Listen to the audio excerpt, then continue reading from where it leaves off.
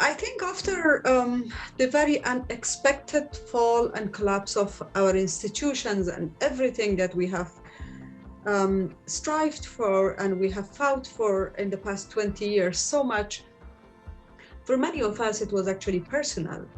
For me, especially, and for many women, it was personal to see everything that they have contributed so much, their time, their energy, and their blood fall apart like a sand castle in front of their eyes. But it was the fact that for most of us, the sense of being a human and free was taken away from us. You are living in a country that you are not regarded as a first class citizen. You are regarded as a second and even nobody. And that feeling, when you're alive, when you're able to breathe, but you are not able to exercise your rights, from going to school to going to work to being able to walk in the streets as a human being without the fear of being beaten up.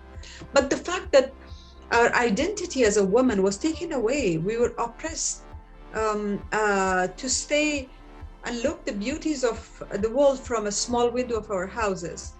That is a feeling that made all of us, and most of us actually, to leave the country that we loved so much. It was not a choice. Some of these women are lucky that they managed to get out. Hopefully they will be able to integrate to a better society, contribute in their new communities. But nothing will never actually replace your home, your house, your country. The visions and the dreams that most of us had for our country, for the future of our children, for the future of our country. To leave everything like that was not easy, but it was not a choice. It was something that was imposed to us. They were highly achieved women and men. They were able to contribute. They were giving away so much. They were proud of what they were able to do. They were leaders in, be it judiciary, politics, economic, whatever they were doing, they were leaders in their community.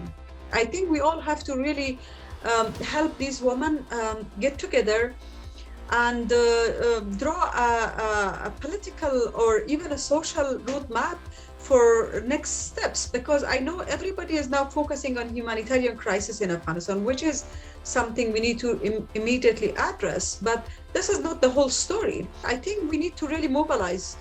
International community should give a chance for them to mobilize themselves and use their capacity so that they do not, kind of melt part of these asylum processes, and for them to be able to connect to their country and amplify the voices of those women who are in Afghanistan, the voices of those civic activists who are in Afghanistan. We need to amplify those voices. We need to make their voices that are unheard be heard by policymakers and make a difference, because my concern is that sooner or later Afghanistan will be washed from the headlines of the media. I hope that by giving a platform for these women leaders who are shattered all over the world, by mobilizing them, we are able to still be relevant to our country, make a change